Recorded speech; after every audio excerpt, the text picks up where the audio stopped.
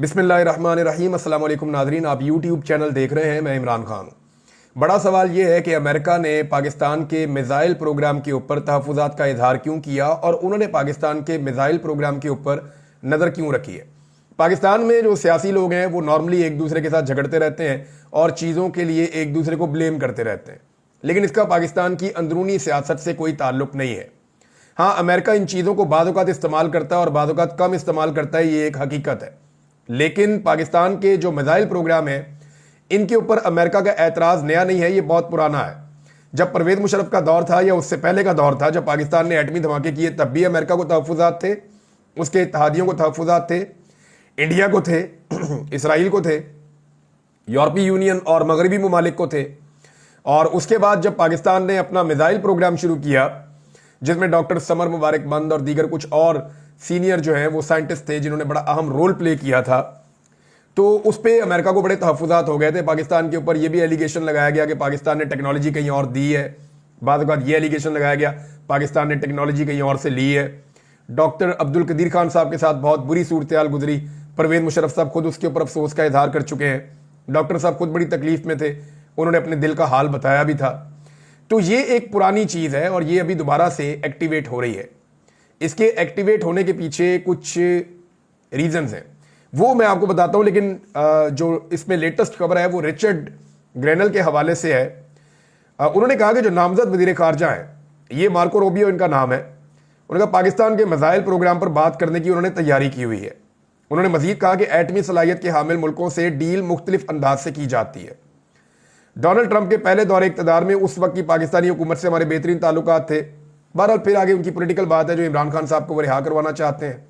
ये बात मैंने पिछले वीलॉग में भी आपको बताई है, लेकिन इस चीज़ को लाकर जोड़ दिया जाता है पाकिस्तान की इंटरनल सियासी सूरत हाल से। ना तो मुस्लिम लीग नून चाहेगी कि पाकिस्तान का जो दिफाई नुक्ता नज़र से कोई नुकसान हो, ना पीपल्स पार्टी चाहेगी, ना पाकिस्तान तरीके इंसाफ चाहेगी, क्योंकि इन सबके स्टेक्स इसी मुल्क के अंदर है। इसका दिफा मजबूत होना चाहिए। अब ये एक दूसरे के ऊपर ये गंद उछालते हैं और स्पेशली पाकिस्तान तरीके इंसाफ को इसमें टारगेट किया जाता है। और इसमें जो गंदा तरीन रोल है वो हमेशा से मुस्लिम लीग नून प्ले करती है। मुस्लिम लीग नून का हमेशा से ये तरीकाकार है कि जब भी कभी वो इक़्तिदार से निकलने लगे या मुश्किल में आ जाए तो वो अपनी मुखालिफ सियासी जमातों के ऊपर इल्ज़ाम लगा देते हैं गद्दारी का, और वो ये कहते हैं कि दुश्मन के एजेंट हैं। और मजहबी सियासी जमातें भी ऐसा करती हैं, लेकिन मुस्लिम लीग नून क्योंकि एक बड़ी जमात है तो उसकी जानिब से ये बार बार होता है। और होता क्यों है? ये एक हथियार है जिसको इस्तेमाल किया जाता है हमेशा पाकिस्तान की एस्टेब्लिशमेंट की जानिब से। और नून लीग जब भी इक़्तिदार में आती है एस्टेब्लिशमेंट की मदद से आती है। एस्टेब्लिशमेंट के साथ इनकी छोटी मोटी झड़पें भी होती हैं, लेकिन एस्टेब्लिशमेंट की अब तक की जो सबसे बड़ी सहूलतकार पाकिस्तान में कोई सियासी जमात है तो वो बड़ी जमातों में मुस्लिम लीग नून है। तो नून लीग और एस्टेब्लिशमेंट का एक तरीका वारदात है कि ये दीवार के साथ लगा देते हैं और पाकिस्तान के दिफा को और पाकिस्तान की सलामती को खतरे में डाल देते हैं। जैसे कौमी सलामती के लिए बेनज़ीर खतरा है, फिर ये कहा गया कौमी सलामती के लिए जरदारी खतरा है, फिर ये कहा गया कौमी सलामती के लिए फलां खतरा है। आज इमरान खान को भी कौमी सलामती के लिए खतरा करार दे दिया। माजी में जुल्फ़िकार जी भुट्टो भी कौमी सलामती के लिए खतरा थे और मोहतरमा फातिमा जिन्ना साहिबा भी कौमी सलामती के लिए खतरा थी। तो हर वो शख्स जो कभी भी पाकिस्तानी एस्टेब्लिशमेंट या एस्टेब्लिशमेंट की जमातों, जिनमें खास तौर पर नून लीग है, इनके मफादात के खिलाफ जाएगा तो उसके ऊपर ये इल्ज़ाम लगा देते हैं। अमेरिका ने पाकिस्तानी हुकूमत से कभी भी कोई काम लेना हो तो बाजू मरोड़ने के लिए वो चंद चीज़ों को इस्तेमाल करते हैं। नंबर एक, वो पाकिस्तानी एस्टेब्लिशमेंट को इस्तेमाल करते हैं, क्योंकि एस्टेब्लिशमेंट उनकी बात मान लेती है। अमेरिकन एस्टेब्लिशमेंट की तो एक तो सियासतदानों को काबू करना हो तो पाकिस्तानी एस्टेब्लिशमेंट के जरिए करते हैं।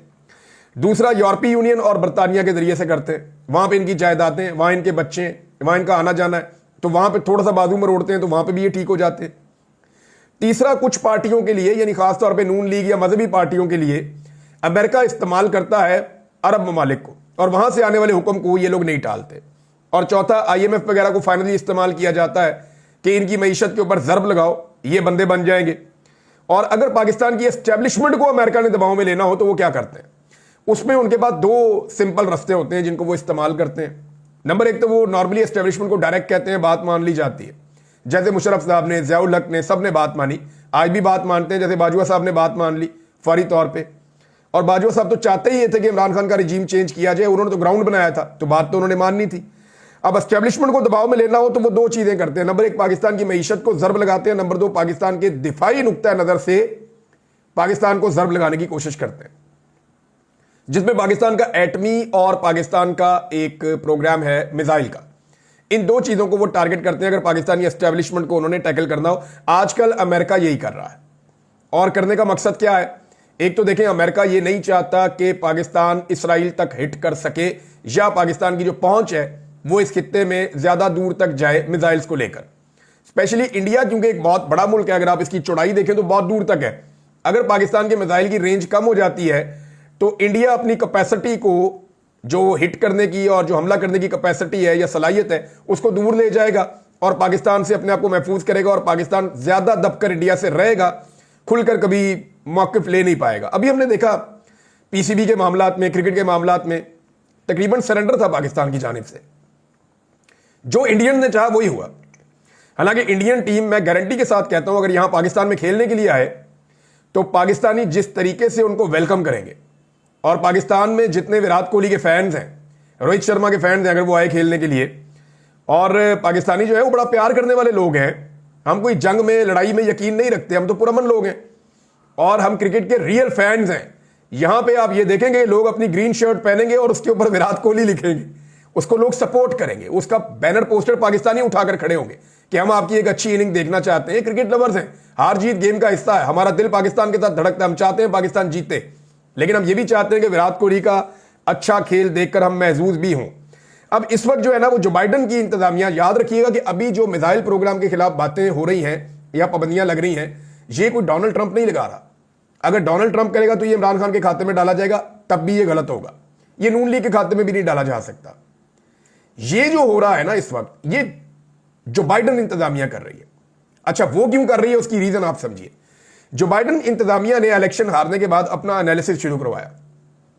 जब एनालिसिस शुरू हुआ तो उनके बाद रिपोर्ट्स आ गई।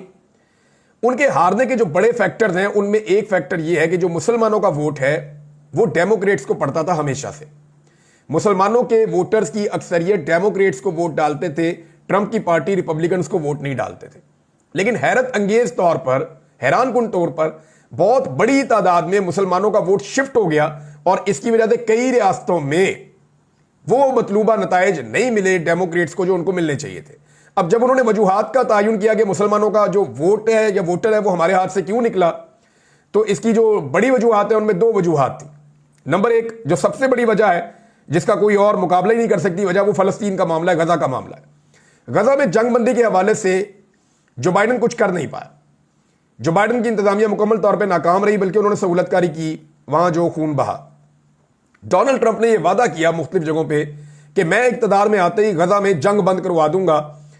चाहे वो इसराइल के हवाले से पॉलिसी वही है, सबकी अमेरिकन की एक ही पॉलिसी है, लेकिन कम से कम ट्रंप ने कहा कि मैं जंग बंद करवा दूंगा। तो एक तो ये बड़ी वजह थी। दूसरा, जो ओवरसीज पाकिस्तानी है उन्होंने बड़ी जबरदस्त किस्म की एक कैंपेन चलाई डोनाल्ड ट्रंप के हक में। इमरान खान को लेकर, पाकिस्तान में होने वाले जुल्म और बर्बरियत को लेकर उन्होंने मुसलमान कम्युनिटी को मुतवज्जे किया।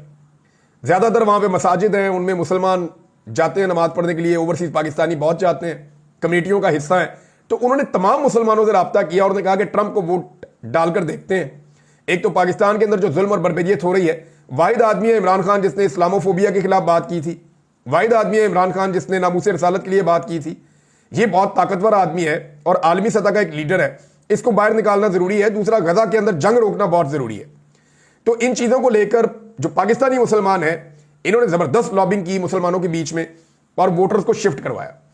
अब ये जो बाइडन इंतजामिया को इस बात का एहसास हुआ कि पाकिस्तान के अंदर जिस रजीम को हमने सपोर्ट किया कि जो मर्जी आप करें हम आपके साथ हैं, वो रजीम ओवरसीज पाकिस्तानियों की सपोर्ट दिलवाने में मुकम्मल तौर पे नाकाम रहा। हालांकि इन्होंने बड़े दावे किए थे कि ओवरसीज पाकिस्तानी आपका साथ देंगे, लेकिन ओवरसीज पाकिस्तानियों ने साथ नहीं दिया जो बाइडन का, जिसके नतीजे में उनको एक बड़ा डेंट पड़ा और कई रियासतों के अंदर उनको शिकस्त हुई इस वजह से, या उनके वोटर टूटे हैं। कम से कम मुसलमान वोटरों का एक फैक्टर है, ये ऐसा नहीं है कि सारा कुछ मुसलमानों ने किया, लेकिन एक फैक्टर वो है और इस वजह से उनकी अब पॉलिसी अब थोड़ी सी बदलती हुई भी देख रहे हैं।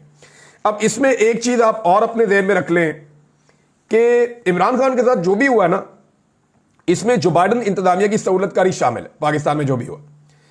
अब अमरीकी ये नहीं कह रहे कि इमरान खान को हुकूमत में, यानी अब ये प्रोपेगेंडा किया जा रहा है कि जनाब, कल तक ये कहते थे कि जनाब बैरूनी मुदाखलत नहीं होनी चाहिए, तो बात ये अब पूछी जा रही है कि अब ये क्यों कहते हैं कि जी ये मुदाखलत ठीक हो रही है। तो हलाल मुदाखलत और हराम मुदाखलत की किस्म के सवालात किए जा रहे हैं। तो इसका सिंपल जवाब मैं आपके सामने रख देता हूं कि अमेरिका की उस वक्त की डिमांड और अब की डिमांड में फर्क है, और यह काम पाकिस्तान को बगैर मुदाखलत के खुद करने चाहिए। मैं आज भी ये कहता हूं कि बाहर वाला कोई हमें आगे समझाए या हमसे आगे बात करे, इससे बेहतर है कि हम खुद समझें और अपने फायदे और नुकसान के मुताबिक खुद बेहतर फैसले करें और आवाम के फैसलों को माने। अब पहले जो मुतालबात थे वो क्या थे, या जो बाइडेन इंतजामिया ने क्या किया था? नंबर एक, उनका वाज़ेह हुक्म आया था कि हुकूमत गिरा दी जाए इमरान खान की। नंबर दो, उनका वाज़ेह हुक्म था कि इमरान खान को इक़्तिदार में नहीं रहने देना, दोबारा इक़्तिदार में ना आए। फिर जितना भी जुल्म और बर्बरियत पाकिस्तान में हुई उसमें वो मददगार रहे। इलेक्शन धांधली के ऊपर वो मुकम्मल खामोश रहे। मुतनाज़ तरीन आइनी तरामीम हुई, MNAs और सेनेटर्स को अगवा किया गया, इसके ऊपर वो बिल्कुल नहीं लिखे। बहुत सारे लोगों ने लिखा, वो बोले ही नहीं। इंसानी हुकूक की खिलाफ वर्जियों और जबरी गुमशुदगियों पर भी अमेरिका हैरान कुन तौर पर ना सिर्फ खुद खामोश रहा बल्कि अपने इत्तेहादियों को भी तकरीबन खामोश रखा। IMF और दीगर इदारों के जरिए से पाकिस्तान की बदतरीन पॉलिसियों और बदतरीन माशी हालात के बावजूद उन्होंने मुकम्मल मुआवनत करवाई। तो यह था उनका मॉडल। अब क्या मांगा जा रहा है इस वक्त जो मांगा जा रहा है, नंबर एक, ये कहा जा रहा है कि इमरान खान साहब को जाली मुकदमात से रिहाई दी जाए। देखें, जिस वक्त ये मांगा जा रहा है ना, उस वक्त इमरान खान ने 99% मुकदमात अपने खुद खत्म करवा लिए हैं।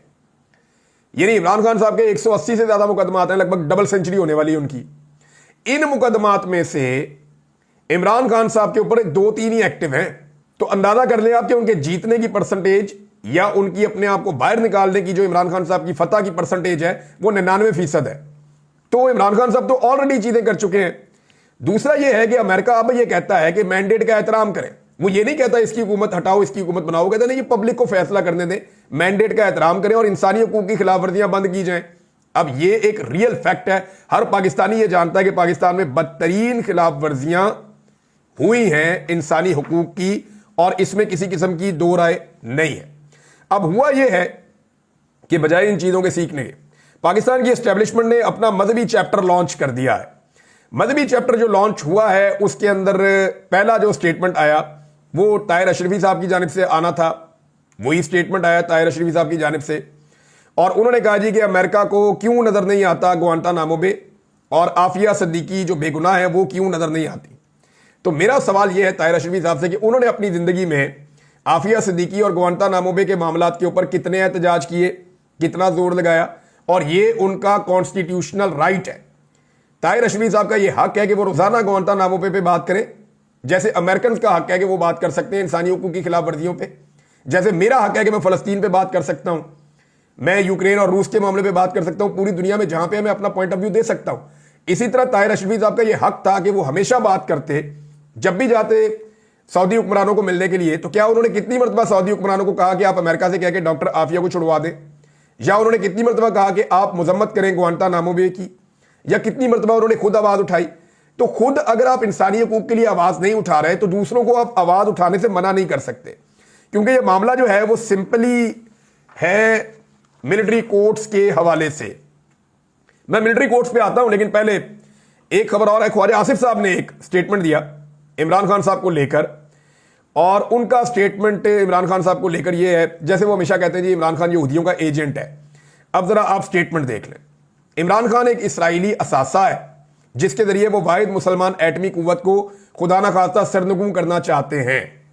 ये जनाब ख्वाजा आसिफ का स्टेटमेंट है। ये हमेशा मजहब को इस्तेमाल करेंगे, हमेशा हुब्बुल वतनी को इस्तेमाल करेंगे, गद्दार कहेंगे एक बंदे को, तौहीन मजहब का इल्जाम लगाएंगे। ये चीजें ये हमेशा करते हैं क्योंकि इनकी तरबियत एस्टेब्लिशमेंट के साथ हुई है।